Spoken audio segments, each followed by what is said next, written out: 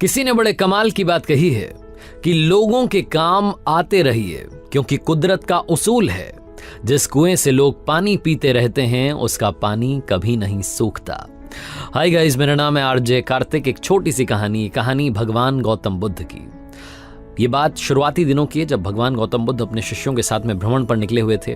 गांव से गांव, शहर से शहर जाया करते थे, प्रवचन दिया करते थे, अपने शिष्यों को रोजाना कुछ न कुछ नया पाठ पढ़ाते थे, नया लेसन सिखाते थे, उन्हें समझाते थे कि जिंदगी का मतलब क्या है। एक बार ऐसे ही भ्रमण करते करते एक गांव से दूसरे गांव के लिए निकले थे। रास्ता काफी लंबा था, चलते चलते देर हो गई, दोपहरी का वक्त था, बड़ी जोर की प्यास लगी थी। तो एक बरगद के पेड़ के नीचे आराम करने के लिए रुक गए। अपने एक शिष्य से कहा कि काम कीजिए, आप इस बरगद के पेड़ से 20 कदम दूर जाइए और 2 बार परिक्रमा लगाइए, चक्कर लगाइए, उसके बाद वापस आइए। उस शिष्य ने वैसा ही किया। वो 20 कदम गया, 2 परिक्रमा लगाई, वापस आया। भगवान गौतम बुद्ध ने उससे पूछा कि एक बात बताइए, कि आपको कहीं से ठंडी हवा आ रही थी, महसूस हुई? तो उसने बताया कि हाँ, उत्तर दिशा से ठंडी हवा आ रही है। तो भगवान गौतम बुद्ध ने कहा कि काम कीजिए, आप उसी दिशा में जाइए, वहां कोई ना कोई पानी का स्थान होगा, बर्तन साथ लेकर के जाइए, पानी भर के लाइए, सभी को बड़ी प्यास लगी है। शिष्य ने वैसा ही किया। वो गया और उसका सरप्राइज ये था कि वहां जाने पर मालूम चला वाकई में एक तालाब था, गांव का तालाब था, जिसमें गांव वाले कुछ ना कुछ एक्टिविटी कर रहे थे। कोई अपने कपड़े धो रहा था, कोई खुद को नहला रहा था, नहा रहा था, कोई अपनी भैंसों को नहला रहा था। उस पूरे तालाब का माहौल गंदा हो रखा था, इतनी भीड़ वहां हो रखी थी, सारा पानी मैला कर रखा था, गंदा पानी।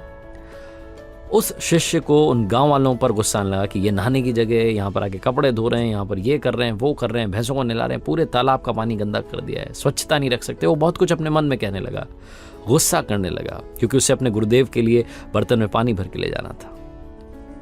बहुत देर उसने सोचा कि क्या करूं क्या ना करूं। तभी एक गाँव वाला और आया, उसके साथ और भैंसें थी, और भैंसें उसने उतार दी और पानी गंदा हो गया। उसको चाह करके भी कुछ नहीं बोल पाया, क्योंकि गुरुदेव ने सिखाया था कि शांत रहना है। वो शिष्य वहां से वापस आया, उस बरगद के पेड़ के वहां जहां भगवान गौतम बुद्ध अपने शिष्यों के साथ में बैठे थे, और आकर के माफी मांगी कि मुझे माफ कर दीजिए, मैं आपके लिए पानी नहीं ला पाया। तो उन्होंने पूछा कि क्या बात हुई। तो वो फिर से जो गुस्सा अंदर भर के बैठा था उसने निकाल दिया कि वहां तो हाल बेहाल हो रखा है, कोई नहा रहा है, कोई अपने कपड़े धो रहा है, कोई भैंसों को नहला रहा है, पूरे तालाब का पानी गंदा कर रखा है। वो गंदा पानी आपके लिए कैसे लेकर के आता, आपको गंदा पानी कैसे पिलाता? भगवान गौतम बुद्ध ने कहा कि शांत हो जाओ, शांत हो जाओ, यहीं हम थोड़ी देर रुकेंगे, उसके बाद आगे बढ़ेंगे। भगवान गौतम बुद्ध ने अपने शिष्यों के साथ में वहीं उस बरगद के पेड़ के नीचे थोड़ी देर विश्राम किया।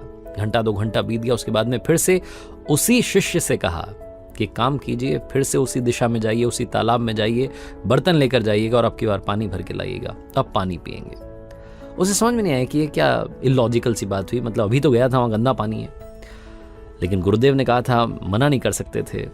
वापस गया वो शिष्य और वहां जाकर के देखता, उसके लिए सरप्राइज ये था कि वो पानी एकदम साफ हो चुका था।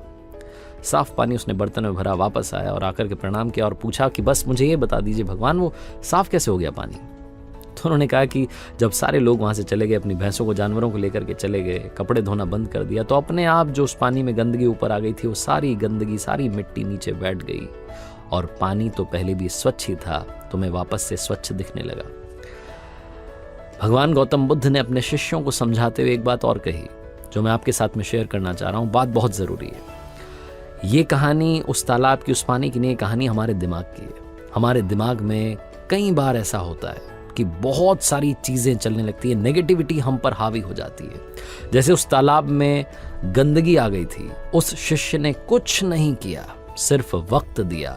भगवान गौतम बुद्ध ने कहा यहां विश्राम करेंगे, घंटे 2 घंटे के बाद फिर उससे कहा कि वापस जाइए और वहां से पानी भर के लाइए। कुछ नहीं किया, कोई एफर्ट नहीं किया, कुछ नहीं किया, अपने आप वो गंदगी नीचे बैठ गई। वैसे ही माइंड में जब नेगेटिविटी हावी हो जाए तो कुछ नहीं करना है, अपने आप को टाइम देना है। अगर आपको लगता है कि आप पर गुस्सा हावी हो रहा है, आप किसी से लड़ने के मूड में आ चुके हैं, आपने बस लड़ाई करनी है, बहस करनी है, उल्टा सीधा बोलना है, कंट्रोल कीजिए, अपने माइंड को काम रखिए, कूल रखिए, कोई एफर्ट मत कीजिए, समय पर छोड़ दीजिए। कुछ देर के बाद आपको लगने लगेगा कि शायद आपकी भी गलती थी।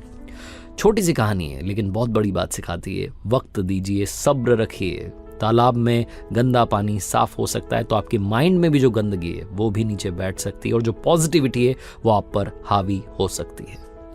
आरजे कार्तिक बस ये कहना चाहता है, खुश रहिए, प्रसन्न रहिए, अपने आसपास के माहौल को पॉजिटिव रखिए, पॉजिटिव वाइब्स को बढ़ाते चलिए और हाँ, कर दिखाओ कुछ ऐसा कि दुनिया करना चाहे आपके जैसा। याद रखिए, हर सोमवार सुबह 9:30 बजे मेरे सोशल मीडिया हैंडल्स पर देखिए एक नई कहानी।